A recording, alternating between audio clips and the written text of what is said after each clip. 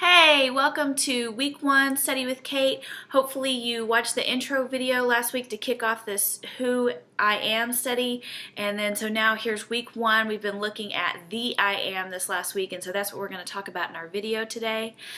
This has been such a blessed week for me. I love the way that y'all are rocking it over on the blog. After I have my time with the Lord, then I go and check out your comments, and it adds so much depth of insight to what God is already teaching me by what He's teaching you. So thank you to those of you that are sharing. To make sure we're all on the same page, this is how this works. You need to make sure that you're getting the verse every day, whether by email or by text. We had a couple glitches on the text thing this week, but I've got those figured out, and I think we're going to have a better week with that next week. So you get the verse, and then you get still with it, which is kind of journaling. And it might look something like this, and I'll have the link to how to do the acrostic at the bottom of this blog post. So you get the verse, you get still with it, and then hopefully you go over and comment on that blog post with that scripture of what you took away from that. Okay, so this week we've been reading about the I Am, and I'm going to probably be looking at my notes a little bit more today than usual. I had the chance to do a lot of studying on this scripture today in a way that I've never studied it before, and I want to make sure that I'm true to what I was able to study. So anyway, we're going to be looking at the I Am, and we're going to spend our time talking about Exodus 3:13 through 15, where God gives Moses this name.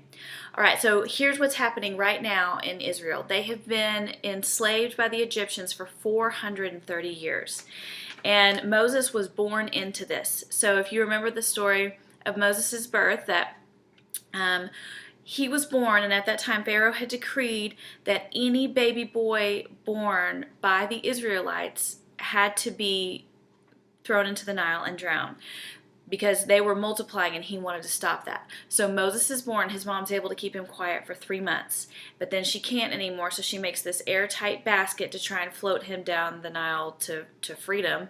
And he's picked up by an Egyptian princess, he's raised by her, and providentially Moses' mom actually gets paid to be his wet nurse. It's a really neat thing.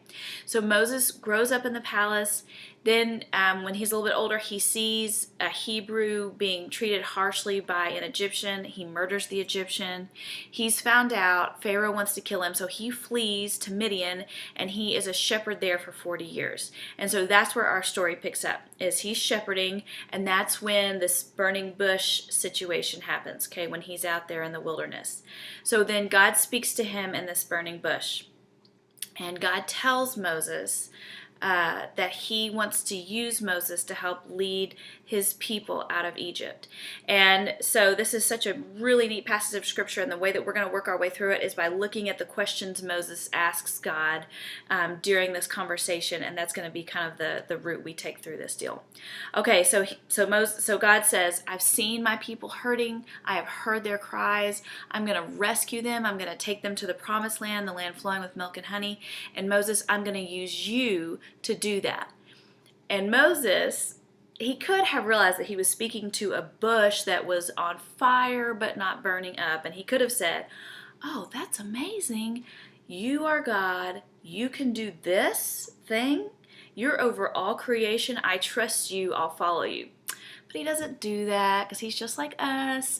And so Moses says his first question to God is, but Moses said to God, who am I that I should go to Pharaoh and bring the children of Israel out of Egypt? So his first question is, who am I? And God's answer to this question is crucial, because God doesn't say, Moses, you can do it. You can do anything you want. You just got to put your mind to it. If you work really hard, I know you can get my people free. Okay, there's no like pep talk at the burning bush, okay? But that's exactly what our culture sounds like. We're surrounded by thousands of self-help books, by Oprah, by my Pinterest feed is full of pins that say things like, she believed she could, so she did, okay? And all these like, just muster up the strength and you got this, okay? But that's not what God says. He does not say what our culture says. God's response to Moses, when Moses says, who am I? God doesn't say anything about who Moses is. God says, his answer is, but I will be with you. Which just amazes me. I want you to stop down and think about that for a second. that he says, I will be with you. Because see, it has nothing to do with Moses' ability. And frankly, when Moses tried to help free his people earlier on in his life, he ended up murdering somebody. And now he's in this 40-year timeout in the wilderness, okay? And so it has nothing to do with Moses' ability. When he tried, he screwed it up. But so God's answer is, but I will be with you. And I want us to stop down right here, and I want you to think about what task is ahead of you that you're thinking, who am I to accomplish this? I wonder if you're dealing with bondage to sin that you've been in, and it feels like 400 years that you've been oppressed by this. I wonder if God has a task before you to heal a relationship or to start a ministry. I wonder if you wake up in the morning and you're a mom and you just don't feel like you can do it another day. I wonder if your job is hard. I wonder if you're struggling with trying to be pure with your boyfriend. I wonder what the task ahead of you is where you just say, I don't have the strength to do this. And that is in that beautiful moment when God says, but I will be with you. Because see, you don't have the strength. And God plainly is answering that to Moses. Okay, it's not about who you are. It's about who I am, what I can do. Last night, I was roused out of bed at 1 a.m. to the cries of my little 3-year-old girl. And so she had come down with something in the middle of the night, which, why is it always the middle of the night?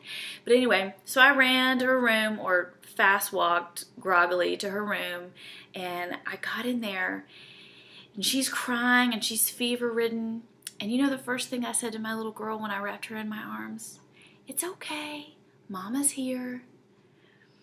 And I grabbed her up, and she rested in my arms, and I rocked her. And I just heard God say to me as I was rocking her last night, that is exactly what I want to do with you, Kate. That I will be with you is when you're crying, and I come to you, and I wrap you in my arms, and I just say, I'm here. God is here with you. And when you cry out to him, he wants to just hold you close and have you melt in his arms. And you're safe in knowing that he is there with you. So that's the first thing that's so important, is for us to realize that God is here. And that should have done it for Moses. That should have been enough, that he knew that God would be with him and that was going to do it. But Moses had another question. And so he asks God, if I come to the people of Israel and say to them, the God of your fathers has sent me to you, and they ask me, what is his name? How should I answer them? And I want to read you God's answer, because this is very pivotal, this new name that God gives. And God said to Moses, I am who I am. And he said, say this to the people of Israel, I am has sent me to you. God also said to Moses, say this to the people of Israel, the Lord, the God of your fathers, the God of Abraham and the God of Isaac and the God of Jacob has sent me to you. This is my name forever, and thus I am to be remembered throughout all generations. Y'all, this I am thing is just the coolest deal. The more time I've gotten to spend with it, the more God has just amazed me with it. But I want to share just a few of the kind of little book things that I learned, a few of the little knowledge nuggets behind this that I think help add some depth to this. Okay, first of all, this word, I am, is transliterated into English, meaning they take the Hebrew character and give it the English letter. So it's not translating, it's called transliteration. So when they transliterate it from Hebrew to English, it becomes YWHW, because in Hebrew they only use consonants, not vowels. So then when the scholars went in and they added vowels back into this word, they believe that it would form the word in English Yahweh, okay, which I'm guessing you've heard before. And this in our Bible is Lord in all caps, L-O-R-D, all caps. It comes from the Hebrew verb to be, so it means he is or I am. And it's God's proper name, like Jack or John. So John Piper says that it's kind of somewhat insufficient that it translates to Lord, because to us that doesn't denote that it's his proper name, but it's his proper name. And so what's important about that is when he gives Moses this name, it's saying, I want a personal relationship with you. I want to be on a first name basis with you. And the other thing that's neat is that this word, Yahweh, I am, is used 3 times more in the Old Testament than God, Elohim. And so it's showing God's desire for them to see him this way, this personal, present, around us God. I hope that this would be on your mind. I wonder if this has come up in songs you've heard. It was for me in the sermon last night at church. This concept of the I am being constantly with us just blows my mind, and I'm so thankful to have been able to think on it. The thing that's amazed me the most is something that is so obvious, and it makes me feel kind of, I guess, ignorant that I don't totally get this concept. But the truth is that He is. And so He is here with me in the room. He's there with you in the room. He's on my skin. He's like the air I breathe. He touches everything. He is here with us. And so John Piper tells this little story to help bring this home of it being like the president gives you an invitation to come to the White House. And so you get all dressed up and you go and you have a special dinner there, and you're there with the president and all these other people, and you're interacting, but you never talk to the president, you never look at the president. And a reporter asks you, was the president there? Does the president exist? And you say, of course he exists. But by your actions, no one would have guessed that you thought that the president existed, because you never showed that in the way that you spoke to him and the way that you interacted with him. Practically, you're behaving as though he doesn't exist. His gifts, not himself, are at the center of your attention.